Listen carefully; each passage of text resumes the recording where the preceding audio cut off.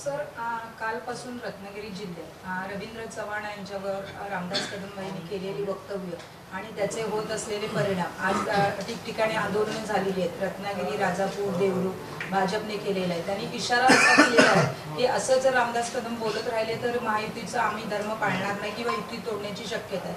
आपण याकडे पालकमंत्री म्हणून कसं बघता? पालकमंत्री म्हणण्यापेक्षा शिवसेनेचा एक शिवसैनिक म्हणून या सगळ्या प्रकाराकडे मी अतिशय डोळस पद्धतीनं बघतो. दोन्ही नेत्यांमध्ये असा वाद होणं हे महायुतीला पोषक नाही. याच्यामुळं महाविकास आघाडीला फायदा होऊ शकतो. हे सगळ्यांनीच लक्षात घेतलं पाहिजे. आणि रामदासभाईंचा जो गैरसमज झालेला आहे तो माननीय एकनाथ शिंदेसाहेब, देवेंद्रजी आणि स्वतः रवींद्र चव्हाणसाहेब दूर करतील याची मला खात्री आहे. त्यांचा जो गैरसमज आहे की योगेश कदम यांच्या मतदारसंघामध्ये सार्वजनिक बांधकाम विभागामार्फत काही अतिरिक्त निधी मिळालेला आहे असा काहीतरी त्यांचा गैरसमज आहे, तो दूर होईल. परंतु रवींद्र चव्हाण देखील सिंधुदुर्ग असेल, रत्नागिरी असेल, रायगड असेल या ठिकाणी त्यांच्या परीनं चांगलं काम करत आहेत. हायवेच्या बाबतीमध्ये देखील त्यांनी सकारात्मक भूमिका घेतलेली आहे. आणि दोन्ही नेत्यांनी समंजसपणा दाखवून महाविकास आघाडीला फायदा होणार नाही याची दक्षता घ्यावी, एवढीच माझी त्यांना विनंती. आई बाबा होण्याचे स्वप्न अजून पूर्ण झाले नाहीत का? आई बाबा होण्याचे तुमचे स्वप्न पूर्ण करा अपोलो फर्टिलिटीद्वारे. मोफत सल्ल्यांसाठी कॉल करा 9953420359. रामदास कदम हे गुहागर मतदारसंघापासून निवडून जाते तेव्हापासून जी शिवसेनेशी असलेली युती आणि आताची असलेली शिवसेनेची, हे रामदास कदम हे सातत्याने BJPवरती अनावश्यक बोलणारे हे आहे. त्यांना तुम्ही कसं आवडणार? ह्या इलेक्शन पिरियडमध्ये तुम्ही त्यांना त्यांच्या वक्तव्यांना कसं हे घालणार? कारण शेवटी ते तुमच्या पक्षाचे एक नेते अण्णांच्या भावना मी समजू शकतो.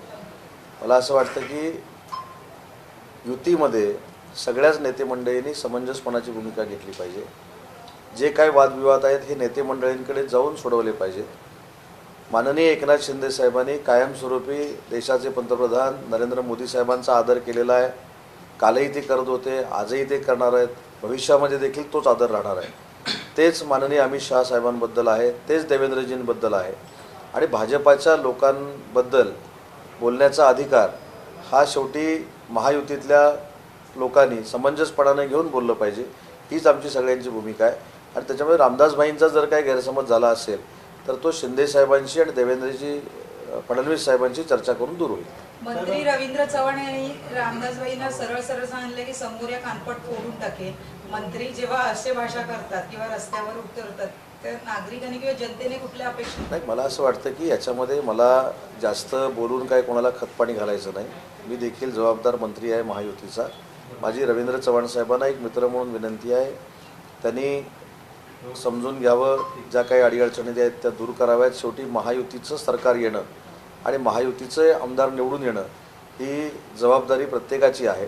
आणि रामदासभाईंना देखील विनंती आहे की त्यांना जे काही शंका आहे किंवा गैरसमज आहेत ते दोन्ही नेते मंडळींकडे बसून त्यांनी दूर करावेत. त्याच्यानंतर राष्ट्रवादीबद्दल जर असेल तर तो अजितदादांबरोबर बसून दूर करावा, एवढीच माझी विनंती आहे. बदलापूरचा विषय आहे ना, तो आता तिघत चाललेला पाहायला मिळतो. बदलापूरचा जो विषय आहे तो आता तिघत चाललेला पाहायला मिळतो. गेले 8 तास लोक नागरिक बदलापूर रेल्वे स्टेशनवर ठिय्या आंदोलन करून आहेत. शाळेतल्या त्या आरोपीला पकडलेले आहे, परंतु त्यांच्याकडे CCTV नाही किंवा त्या जनतेचं म्हणणं आहे की आमच्या पुढ्यात फाशी द्या त्यांना.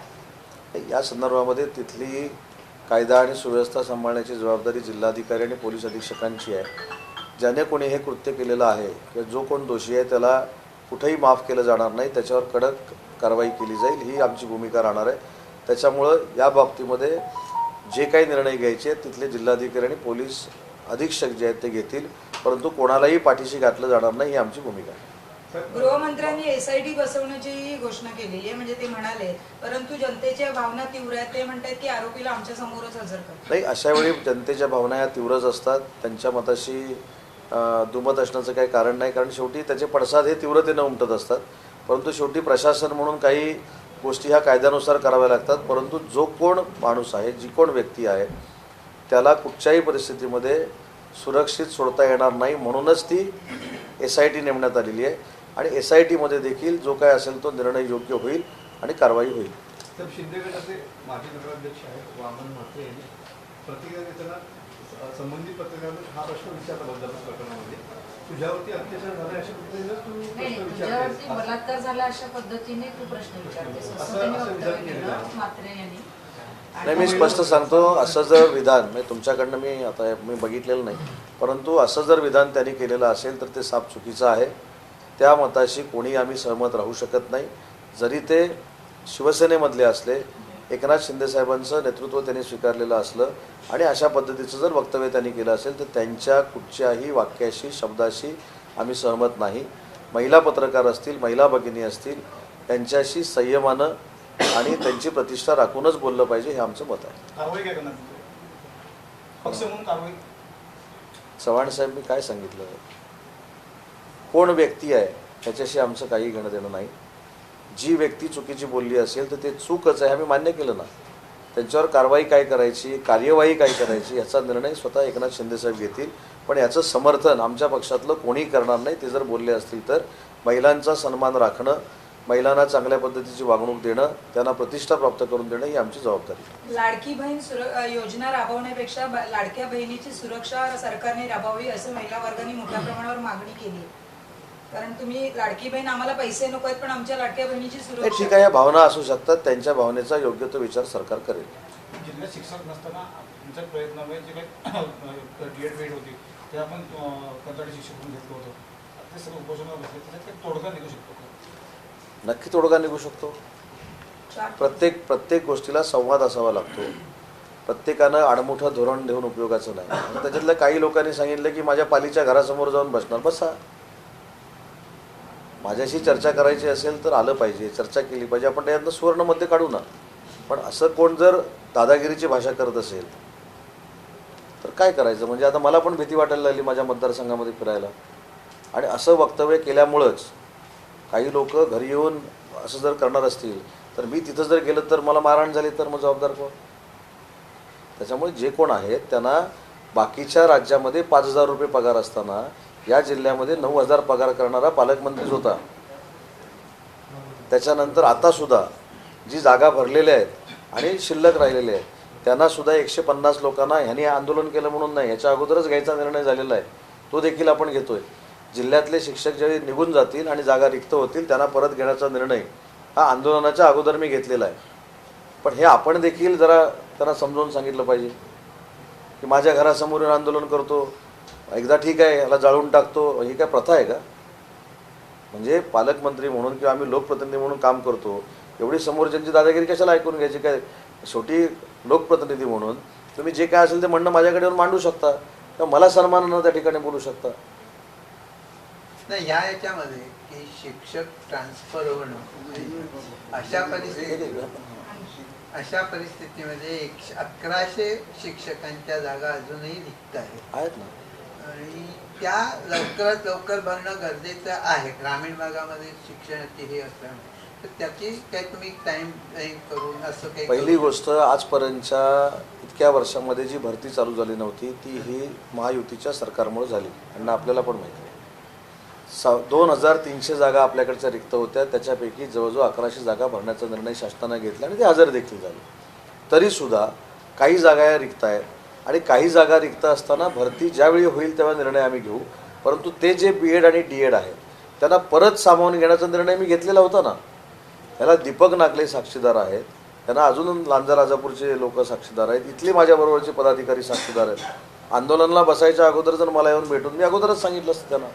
पण हे योग्य आहे का? आंदोलन हा लोकशाहीतला एक मार्ग आहे, मान्य करतो. आंदोलन मी कधी विरोध केला नाही. नाणारच्या लोकांनी विरोध केला, आम्हाला शिवीगाळ केली, मी कधी बोललो नाही. पण ही प्रथा पडत जाईल.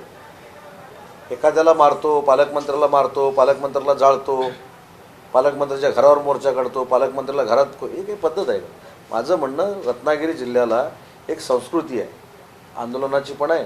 कारण स्वातंत्र्यवीर विदा सावरकर सुद्धा रत्नागिरीमध्येच होते, लोकमान्य टिळक देखील रत्नागिरीमध्ये होते आणि भारतरत्न डॉक्टर बाबासाहेब आंबेडकरांनी देखील ह्या आपल्या कोर्टामध्ये प्रॅक्टिस केलेली आहे. हा आपला वारसा आहे. हे काय म्हणजे उपोषणाला बसल्यानंतर 4 जर आमच्या विरोधातले पदाधिकारी तिथे आल्यानंतर अशी जर भाषा असेल त्यांना तुम्हाला पण कसं वाटेल मला सांगा ना. शेवटी प्रश्न सुटला पाहिजे. दुसरा एक महत्वाचा मुद्दा म्हणजे असा की त्याची रत्नागिरी जिल्ह्यामध्ये फारशी कुठे चर्चा होताना दिसत की मराठा आरक्षणाचं आंदोलनाचं नेतृत्व करणारे जे आहेत ती जी भाषा वापरतात त्याचा रत्नागिरी जिल्ह्याच्या मतदारावर म्हणा किंवा समाजावरती काय परिणाम झालेला आपल्याला जाणवतो का? असेल तर ते नाही, मी स्वतः मराठा आरक्षणाचे जे प्रमुख आंदोलक आहेत मनोज जरांगे पाटील यांना 3 ते 4 वेळा भेटलेलो आहे. मी अनेक वेळा माझ्या प्रेस कॉन्फरन्समधनं सांगितलेलं आहे की ते समजूतदार एक आंदोलनकर्ते आहेत. त्यांनी राज्यकर्त्यांबरोबर बोलताना संयमाची भूमिका घेतली पाहिजे, ही आमची सगळ्यांचीच भूमिका आहे ना. आणि मराठा आरक्षणाचा मराठवाड्यामधला विषय आणि मराठा आरक्षणाचा कोकणामधला विषय त्याच्यामध्ये जमीन आसमानाचा फरक आहे. मराठा आरक्षण कोकणवासियांना कशा पद्धतीनं पाहिजे ही भूमिका कोकणवासियांच्या सगळ्या मराठा समाजानं अनेक वेळा जाहीर केलेली आहे. परंतु कुणीच त्यांनी कशाला, माझं असं म्हणणं आहे, कुणीच अशा पद्धतीची भाषा करू नये या मताचा मी आहे. कारण मी तशी करत नाही आणि म्हणून मला सांगण्याचा अधिकार आहे. एका निवडीवरनं MIMच्या पदाधिकाऱ्यांनी असं म्हटलेलं आहे की भाजपची MIM ही एक बी टीम आहे. कोण असं म्हणालं?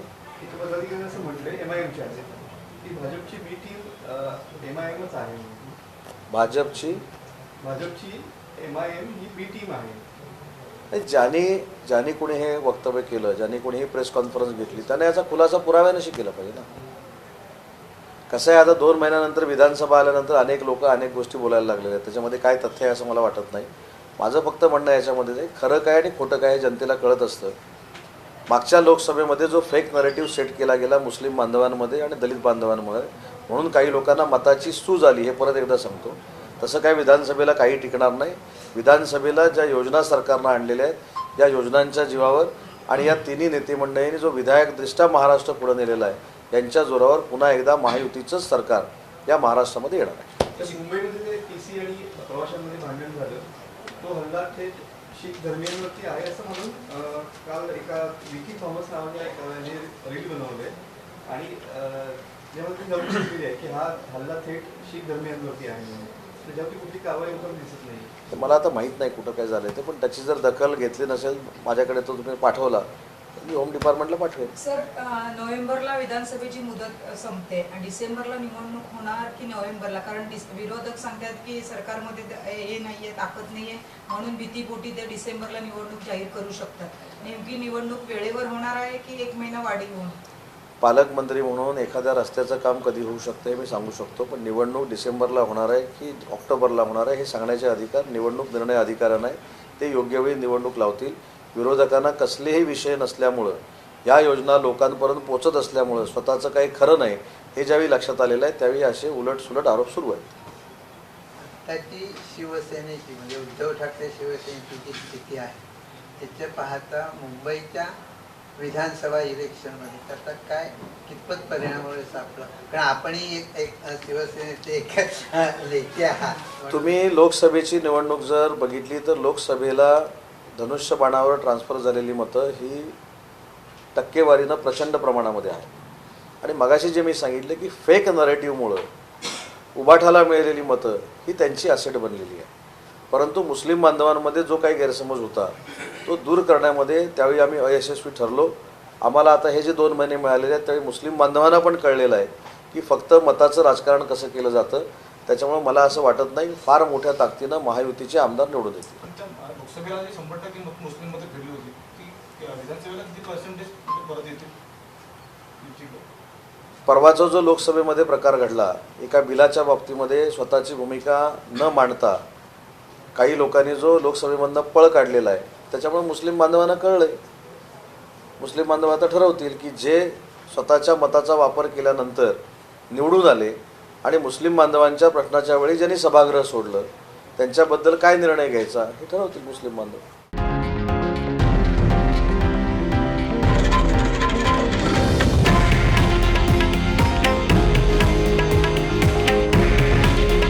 हे आहे देशातील नंबर 1 न्यूज नेटवर्क आणि आपण पाहत आहात TV9 मराठी.